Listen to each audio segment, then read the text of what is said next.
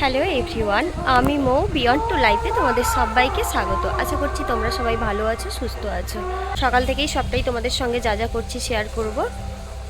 গ্রামের বাড়িতে এসেছি, আমার শ্বশুর বাড়ি, তো ওখানে যা যা করছি সবটাই পুরো দিন তোমাদের সঙ্গে শেয়ার করব। আর আমার পেছনের ব্যাকগ্রাউন্ডে নিশ্চয়ই অনেক কিছু দেখতে পাচ্ছ। এই যে পেঁপে গাছটা দেখতে পাচ্ছ, এই পেঁপে গাছে পুরো পেঁপে পেকে গেছে। তোমাদের সঙ্গে অবশ্যই এক্ষুনি শেয়ার করব। ব্রাশ করেছি, চান করব, গোপাল পুজো করব, তারপর যা টুকটাক কাজ আছে ওগুলো করব। তার আগে সকালে প্রথম ঘুম থেকে উঠে ঘর পোছা কমপ্লিট। আর মা এখানে বাগানে লঙ্কা তুলতে এসেছে। আমাদের সব কিনে কিনে করতে হয়, আর বাড়ির বাগানে সব কিছু হয়, মায়েরা তাজা তোলে রান্না করে। যা দরকার বাগানে এলো, তুললো, সোজা গিয়ে রান্না। আর এখানে বেদানা ফুল হয়েছে পেছনে, এই দেখো, এই দেখো বেদানার ফুল। আবার এখানে একটা বেদানা হয়েওছে, ডালি মেগুলো ছোট ছোট। চলো সঙ্গে থাকো, আশা করি তোমাদের ব্লগটা ভালো লাগবে। গাছে পেঁপে পুরো পেঁপে গেছে। আর দেখেছো কেমন এখানে পাখি সব পেঁপে খেয়েও গেছে, তাজা পাকা একদম। আমরা দোকানে গ্যাস ট্যাস দিয়ে পাকিয়ে ভেজাল জিনিস খাই। এই গাছটা যে আজকে ক বছর হয়েছে, তো এমনি ঠায় দাঁড়িয়ে আছে আর প্রচুর ফল দেয়। কাঁচা পেঁপে তো আমি যখন বাড়ি আসি মা দেয়, পাকা পেঁপেও এখান থেকে তুলে দেয়। জয়েন্ট পরিবার, অনেক বড় পরিবার, কথাটা কি মিষ্টি তাই না? হ্যাঁ, সত্যিই মিষ্টি। জয়েন্ট পরিবারে যারা থাকে তারা সত্যিই কিন্তু অনেক সুখী। একসঙ্গে অনেক বাসন থাকলে যেমন ঠোকাঠুকি হয়, অনেক আওয়াজ হয়, কি ঠিক আবার কিন্তু সব বাসনগুলো একটা সময়ের পরে একই জায়গায় গিয়ে জড়ো হয়, ঠিক তাই। আমি সকালে ঘুম থেকে ওঠার আগে ডুগ্গু বিছানা থেকে গায়েব, কই গেল? ও নেই, ও দাদু দিদা বাড়ির সবার কাছে ঘুরে বেড়াচ্ছে।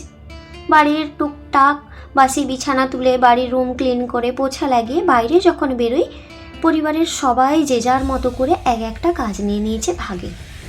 একজনের মাথায়ও পড়তে নেই, একটা বৌমাকে সব কাজও করতে নেই। ঘুম থেকে উঠে এসেই যখন পিসিমণিকে দেখি, পিসিমণি আজ সোমবার, তার জন্য কি করছে, ওই যে উনুন, মাটির উনুনে ভাত হবে নিরামিষ হাঁড়িতে, ওর জন্য ছাই সব ভালো করে পরিষ্কার করে দিয়েছে, দিয়ে ভালো করে নাতা দিচ্ছে। আমার ব্রাশ হয়ে গেছে, কিচ্ছু খাইনি, শরবত খাবো, মা শরবত করে রেখেছে শাশুড়ি মা, তাই ব্রাশ করতে এসছি। গিয়ে শরবত বলতে ছাতুর শরবত। ও মা, তারপর দেখি মা আবার বাগান থেকে তাজা সবজি তুলে নিয়ে এসছে। উচ্ছে ভাজা হবে, কি উচ্ছে দিয়ে একটা শুক্তো হবে, কিছু তো একটা বানাবে।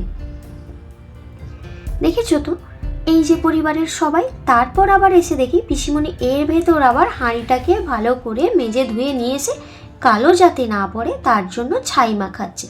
তারপর যখন দেখি আবার ননদ আমার এদিকে উনুন জ্বালাচ্ছে, ভাত বসবে, নিরামিষ ভাতটা আমাদের উনুনেই হবে, তার জন্য।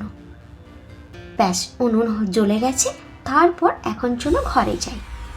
ও মা, ঘরে এসে দেখি ওইটুকু সময়ের ভেতর মার আবার সবজি কাটা ডান। সবজি কেটে বাবা পান্তা ভাত খাবে, তার জন্য কুঁদলি আলু ভাজা চাপিয়ে দিয়েছে এখানে।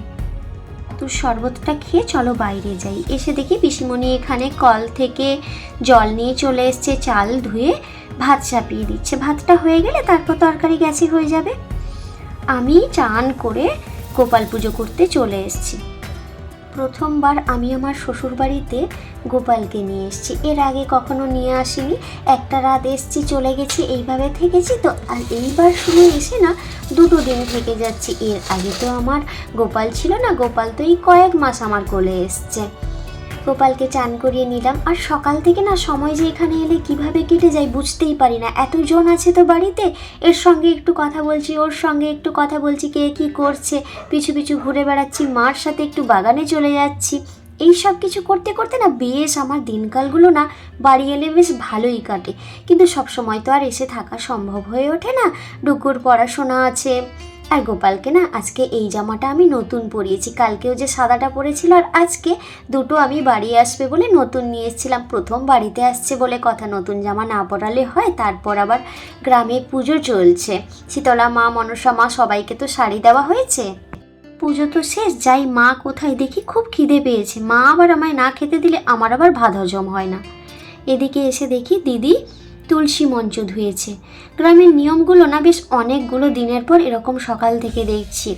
ওই যেমন সকালবেলা ঘুম থেকে উঠে চান করে যেমন দেখি তুলসী মন্দির ধুইয়ে দেওয়া, ওটা দিদি করলো। ওইদিকে ঠাকুর সিংহাসন সব দিদি পুজো কমপ্লিট করে ফেলেছে।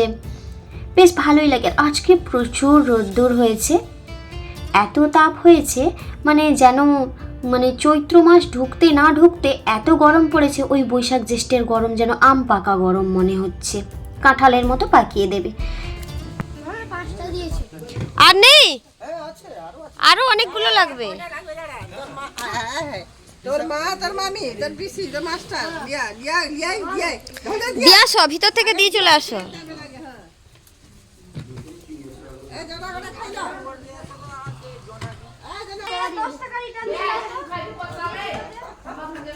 না সবাই ভাঙেন, আইসক্রিমে ভাঙেন। হ্যাঁ সবাই বলছি জোগাড় করি বোতল তুলছে খাওয়া দাওয়া করো। সত্যি করে বৌমা পাইছে আর কি খানে।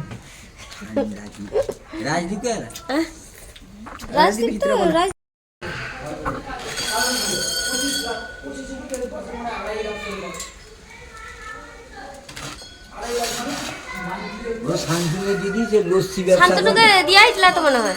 হ্যাঁ ভিতরে খাইতে দিয়া হয়েছে, সব লোককে দিয়া হয়েছে। ভাই দিবে বলে কাঁদছে। দিয়েছো না? নাওনি ভাইয়ের জন্য? পারে গেল ভাইয়ের জন্য নাওনি তো দিয়ে আসো।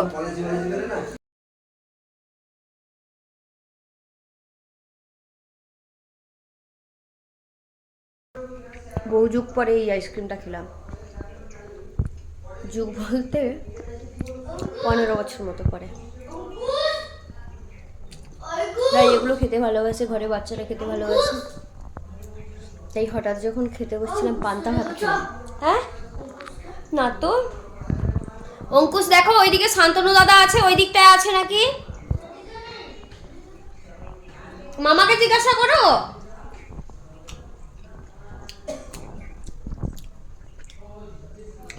বাদাম দেওয়া, নারকেল দেওয়া, আগে আরো অনেক ফ্লেভার বিক্রি হতো, এখন বেশ এগুলো বেশ ভালো।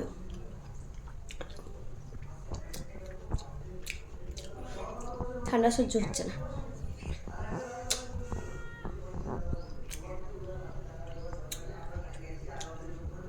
অনেকগুলো দিনের পর না পান্তা ভাত খেলাম।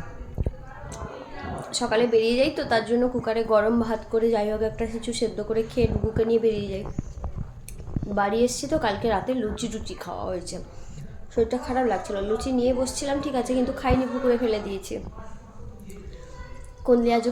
কুন্দলি আলু, ওটাকে অবশ্য তোমরা হয়তো তরুলি বলো,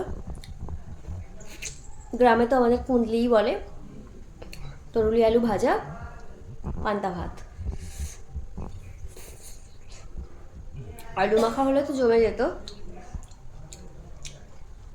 দুপুরে রান্না এখনও বসেনি, পিসিমণি ওইদিকে শুধু নিরামিষ ভাতটা উনুনে বসিয়েছে। দিদিভাই ঠাকুর পুজো করছে, পুজো শেষ হলে তারপর নিরামিষ রান্নাগুলো হবে। হ্যাঁ মায়ের কোলে একটু থাকতে কষ্ট। বছর মানে 3400 করে বছরে হচ্ছে 33,000 টাকা, ভারতের 36, 12,048। আদরও করে না মাকে বাচ্চাটা, আদর করে না। না করে দাও, আদর করো ভালো করে।